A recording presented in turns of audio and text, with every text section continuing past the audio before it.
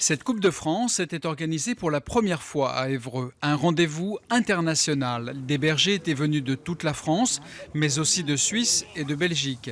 Bianca est de Namur, elle est bergère par passion.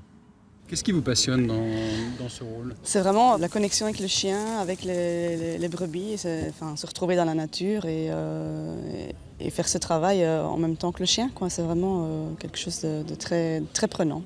Avec Popcorn, son berger belge de 2 ans et demi, Bianca a dû démontrer son savoir-faire et accomplir de multiples épreuves, sous l'œil bienveillant du juge national. Si vous voulez, la réussite en général d'un parcours, elle dépend effectivement de la connivence et de l'amour qui unit un chien à son maître. L'un des objectifs, c'est vraiment de privilégier cet aspect-là.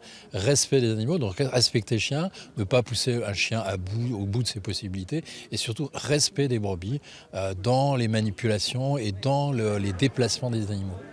Benoît Voisin, l'organisateur de ce concours, est aussi le berger municipal d'Évreux. Il a appris son métier auprès de son père qui était berger itinérant.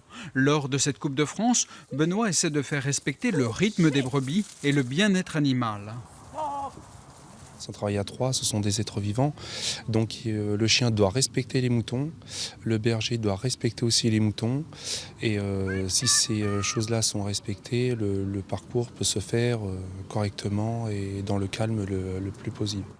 L'association de Benoît s'appelle le Berger Ancestral. Elle permet de mieux faire connaître les races de chiens représentées. Il y en avait une dizaine, berger de Beauce, des Pyrénées, de Picardie et berger de Brie ou Briard.